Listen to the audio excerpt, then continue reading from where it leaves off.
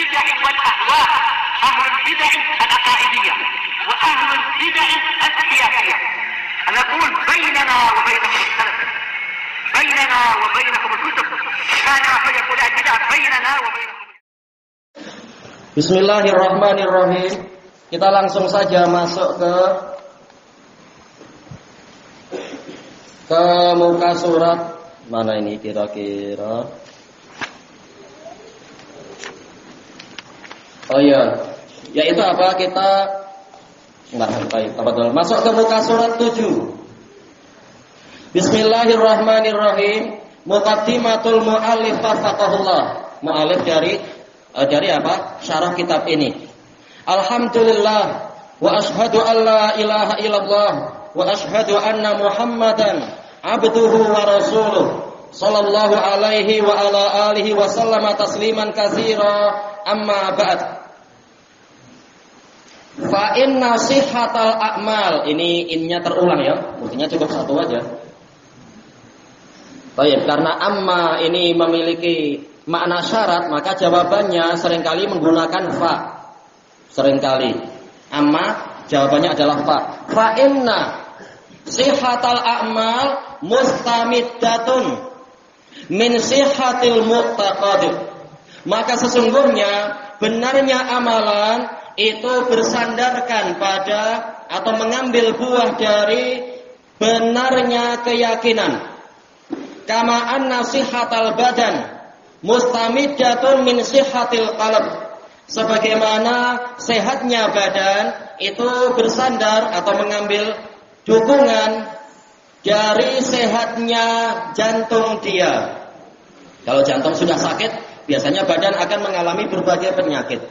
Qalb asalnya sih memang jantung. Kita menerjemahkan biasanya apa? Hati. Wa kama anna sihhatal aghsan mustamiddatun min sihhatil asl. Sebagaimana sehatnya dahan dan ranting itu berpunca berasal dari sehatnya akar suatu tanaman. Qala Syekhul Islam rahimahullah. Wa qad qala an-nabiy sallallahu alaihi wasallam, inna fil jasadi mudghah. Sesungguhnya di dalam jasad itu ada segumpal daging. Dikatakan mudghah karena ukurannya seperti ukuran daging yang mungkin untuk masuk ke dalam mulut tanpa kesulitan. Ukurannya kecil saja. Untuk dikunyah, dikunyah kemudian ditelan. Idza saluhat wazan fa'ula, boleh juga wazan fa'ala, salahat. Apabila segumpal daging tadi baik, sehat, saluhal jasadu kulluh, seluruh badan juga akan ikut sehat. Wa idza fasadat fasadal jasadu kulluh, dan apabila dia itu rusak, maka seluruh badan juga akan rusak. Ala wahyal qalb. Ala harfu tanbih menunjukkan pentingnya kalimat yang setelahnya. Ketahuilah, ingatlah, dia itu adalah jantung. Hadis muttafaqun alaih dari An-Nu'man bin Bashir radhiyallahu anhuma. Kemudian Syekhul Islam mengatakan, fa bayyana anna salahal qalb mustalzimun li salahil jasad. Maka Nabi menjelaskan bahwasanya sehatnya atau baiknya jantung itu membawa konsekuensi pada baiknya jasad dia. Fa idza kana al-jasadu ghaira salih, kemudian apabila jasadnya itu tidak baik, tidak sehat, dalla ala annal qalba ghairu salih, itu menunjukkan bahwasanya jantungnya juga tidak baik. Wal qalbul mu'min salih, sementara hati yang mukmin itu baik. Kebaikan bertingkat-tingkat, tapi secara umum selama masih memiliki iman, dia memiliki kebaikan. Nabi mengatakan wa fi kullin khair, di dalam masing-masing mukmin itu ada kebaikan. Fa ulima anna may yatakallamu bil iman wa la ya'malu bih, maka diketahuilah bahwasanya barang siapa mengucapkan keimanan dalam keadaan dia tidak mengamalkannya, la yakunu qalbuhu mu'mina, berarti hatinya bukan hati yang mukmin. Karena iman mengandungi apa? Amalan juga. Bukan berarti kita bermudah-mudah mengkafirkan orang, bukan begitu. Tapi keimanan hakiki belum ada pada dia tadi. Ila qaulih, sampai pada ucapan Syekhul Islam, wa dzalika annal jasada tabi'un lil qalb. Yang demikian itu sebabnya adalah karena jasad itu mengikuti jantungnya, mengikuti hatinya. Fala yastaqirru syai'un fil qalbi illa dhahara mujibuhu wa muqtadahu 'alal badan. Maka tidak ada sesuatu pun yang menetap di dalam jantung seseorang kecuali akan nampak kewajibannya, mujib, sesuatu yang menjadi konsekuensi dan tuntutannya pada badan dia. Iya, kalau hatinya penuh keimanan, penuh kecintaan kepada Allah, pastilah akan nampak dia itu rajin beribadah, sangat rindu, berusaha beramal untuk mendatangkan ridha Allah. Demikian pula walaupun dia maksiat, kita semua orang yang punya dosa, kita bukan nabi. Tapi walaupun ada maksiat, tapi kalau di hatinya masih ada kehidupan, dia akan berusaha untuk membersihkan diri, berusaha untuk banyak beristighfar, memperbaiki amalan-amalannya dan seterusnya. Akan nampak itu dari amalan dia. Selesai dari Majmu'ul Fatawa. Wa qala rahimahullah, faqalla man tajidu fi i'tiqadihi fasada, maka sedikit sekali orang yang engkau mendapati di dalam akidahnya ada kerusakan, illa wa huwa yadhharu fi amalih, kecuali dalam keadaan kerusakannya itu akan nampak pada amalan dia. Baik, selesai dari iqtida'i siratil mustaqim. Fadzalika yadullu ala ahammiyati tashihil mu'taqad. Maka yang demikian itu menunjukkan akan pentingnya memperbaiki akidah. Makanya kita bersyukur kepada pemerintah kita di negeri ini yang berusaha untuk menebarkan dan menggalakkan pengajaran kitab-kitab Imam An-Najdi, baik itu Ushulus Salasah ataukah Qawaidul Arba ataukah mungkin Ushulus Sittah dan lain-lain, dan melindungi dan menaungi diajarkannya kitab-kitab Syekhul Islam Ibnu Taimiyah dan juga para a'immah yang sebelum mereka dari kalangan salafus saleh. Ini adalah usaha yang sangat wajib untuk disyukuri. Belum tentu yang seperti ini, perlindungan dan kebebasan seperti ini didapatkan di negeri-negeri yang lain. Kemudian li'anna man zalla an tariqatin nabiyyi Muhammadin sallallahu alaihi wasallam, karena orang yang tergelincir dari jalannya Nabi, dari tarekat, ya tariqah kan tarekat itu ya, dari metode beragama Nabi Muhammad sallallahu alaihi wasallam wa ashabi dan para sahabat beliau radhiyallahu anhum, fa innahu mu'arradun lid-dukhuli finnar, maka dia terancam untuk masuk ke dalam neraka. Dalilnya apa? Kita masuk ke muka surat yang ke-8 itu. An Anas bin Malik radhiyallahu anhu qala Rasulullah sallallahu alaihi wasallam, taftariqu hadhil ummatu ala 73 firqah. Umat ini akan terpecah belah menjadi 73 firqah, 73 sekte, 73 puak. Kulluhum finnari illa wahidah. Semuanya di dalam neraka kecuali satu. Ini yang memberikan kabar siapa? Nabi Muhammad. Beliau yang mengatakan semuanya dalam neraka kecuali satu. Bukan maksudnya kekal dalam neraka, tapi ancamannya itu dalam neraka. Selama masih punya iman, suatu saat insya Allah akan keluar juga. Tapi tak akan kemudian kita meremehkan neraka. Terkena api rokok aja kita tak kuat. Qalu wa ma tilkal firqah, maka para sahabat bertanya, puak yang mana yang selamat itu? Ma'ana alaihil yauma wa ashabi, yaitu sesuatu yang aku dan para sahabatku ada di atasnya pada hari ini. Jadi jalan selamat hanyalah mengikuti jalan yang Nabi dan para sahabatnya ada di atasnya, tidak berpandai-pandai membuat ajaran sendiri. Ini diriwayatkan oleh At-Tabrani dalam Awsat, dan ini hasan atau sahih li ghairi. Pembahasannya telah ana sebutkan di catatan kaki situ.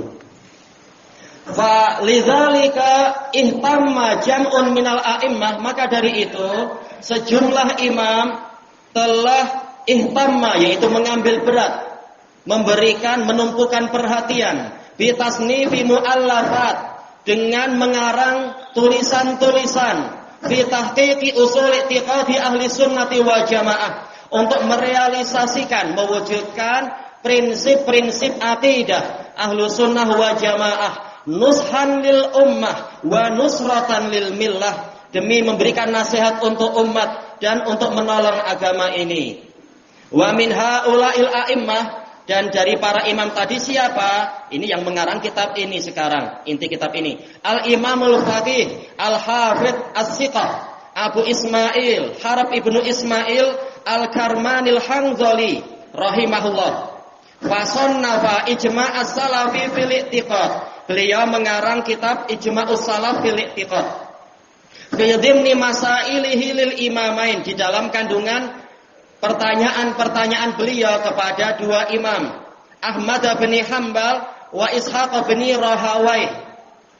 Kalau kebanyakan masyayikh zaman, masyayikh Saudiyah, masyayikh Aljazair mengatakan Rahawai.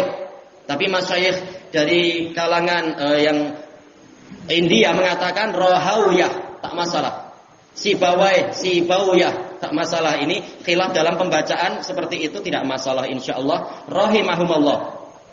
Abrastuhu li ikhwaninal muslimin. Saya menampilkan kitab tadi untuk saudara-saudara kita kaum muslimin, mudzakaratan lil ma'lumat, untuk mengkaji ulang perkara-perkara yang telah kita kenal bersama insyaallah. Wa munasahatan lis-sabati 'alal haq, dan untuk saling menasihatkan agar senantiasa kukuh di atas kebenaran. Wa amali fi hadzal kitab, amalan saya dalam kitab ini, sudah ada kitab, kamu kerja apa sekarang? Zakartu nubdzatan min tarjumatil Imam Harb Al-Karmani rahimahullah. Saya menyebutkan petikan dari biografi Imam Al-Karmani. Karena apa? Seperti pepatah yang terkenal di Nusantara, apa itu? Tak kenal maka tak sayang. Kalau tidak kenal biasanya tidak sayang. Sebagaimana kata Syekhul Islam Ibnu Taimiyah, al-hubbu yatba'ul ilm. Pengetahuan itu mengikuti kecintaan itu mengikuti ilmu. Semakin orang mengenal kebaikan imam ini, insyaallah dia akan semakin cinta pada imam tersebut. Wa katabtu hadzal matan bi ahrufin ghalidhah. Saya menulis matannya dengan huruf yang tebal. Nanti akan kita dapati insyaallah hurufnya itu tebal. Tashilan litamyiz, untuk memudahkan pembezaan bainahu wa baina hawashih, antara kitab beliau dengan catatan-catatan kakinya. Wa katabtu ba'da anawinil fusul, dan saya menulis sebagian tajuk dari pasal-pasalnya. Beliau menulis tanpa tajuk. Nah, kita berikan tajuk agar memudahkan. Lil qurra, memudahkan bagi para pembaca, fahma khulasatil faqarat, untuk memahami kesimpulan dari baris-baris yang ada di situ. Summa kuntu bi tahliyatiha, kemudian saya menghiasi tulisan-tulisan tadi bil hawashi, dengan catatan-catatan kaki, ziyadatan litawdihi wal bayan, untuk menambahkan penjelasan dan keterangan. Wa askurullah tabaraka wa ta'ala ala taufiqihi wa hilmih, dan saya bersyukur kepada Allah tabaraka wa ta'ala atas taufiknya dan kesabarannya. Fahuwa ma'budi laisa li ma'budun siwah, dialah sesembahan saya tidak memiliki sesembahan selain dia. Walahul hamdu fil ula wal akhirah, hanya miliknya lah segala pujian di awal dan akhirnya. Summa askuru li syaikhinal karim, kemudian saya bersyukur kepada syekh kami yang mulia Abi Abdullah Faisal bin Abda Al-Hasidil Yamani hafizahullah taala ala karimi taqdimihi wa jalili ta'yidih, atas indahnya kata pengantar beliau dan agungnya dukungan beliau. Fa as'alullahal karimal wadud ay yajziyahu khairal jaza, maka saya mohon kepada Allah yang maha dermawan. Karim salah satu maknanya yang tiga adalah dermawan, yang maha mencintai, agar memberikan kepada beliau pahala yang terbaik, membalasi beliau dengan pahala terbaik, wa ayyazidahu min fadlih, dan menambahkan kepada beliau sebagian dari kurnianya, wa ayyuharrija anhu kullahu mumin wa ghumum, dan menghilangkan dari beliau setiap keresahan dan kegundahan. Fa aqulu musta'inan billahi subhanahu wa ta'ala. Baik, kita tambah sedikit lagi insyaallah. Al-babul awal, nubdzatun min tarjumatil Imamil Hafidz, petikan dari biografi Al-Imamul Hafidz Harb bin Ismail Al-Karmani rahimahullah. Baik, ana tidak mengadakan majelis soal jawab secara khusus seperti biasa, tapi barang siapa ada pertanyaan tinggal menulis, nanti insyaallah dijawab kalau dimudahkan pada waktu yang sesuai insyaallah. Ismuhu wa nasabuhu wa mauliduh, nama, nasab beliau dan kelahiran beliau. Huwa Harb ibnu Ismail ibni Khalaf Al-Hanzali Al-Karmani As-Sirjani Abu Muhammad Waqil Abu Abdullah rahimahullah. Qala Imam Abu Sa'ad As-Sam'ani rahimahullah, Al-Kirmani bi kasril kaf wa qila bi fathiha. Boleh apa? Karmani, tak masalah. Wa sukunir ra. Iya. Wa fi akhirihan nun. Iya, Karmani dan Kirmani. Hadhihi nisbah ila buldanin syatta. Istilah Karmani atau Kirmani ini kembalinya ke berbagai negeri. Banyak negeri yang dipanggil dengan negeri Kirman atau Karman. Mithlu Khabis wa Jirfat Wasirjan, inilah yang diinginkan, yaitu yang di Sirjan sana. Wa Bardasir, yuqalu li jami'iha Kirman, semuanya dipanggil Kirman. Waqil bi fathil kaf, tak masalah Karman. Wa huwa sahih, dan itu benar. Ghaira annahu ishtahara bi kasril kaf, hanya saja terkenalnya dengan kaf yang di kasrah. Wa nisbatu ilaihi Kirman atau Karman. Wal masyhuru bi hadhihi nisbah jama'atun katsirah. Yang terkenal dengan nasab ini sejumlah yang banyak dari para ulama, minal mutaqaddimina wal mutaakhirin, dari generasi yang terdahulu dan belakangan. Selesai. Wulida rahimahullah fi Sirjan min biladi Karman. Masih ikut Khurasan di masa lampau, ini ikut Khurasan. Dari negeri Karman, sanatami atin watis'in minal hijrah takriban. Kurang lebihnya adalah pada tahun 190 Hijriah. Jelas waktu itu kita belum lahir memang ya, atau ada yang sudah lahir? Iya, belum lahir.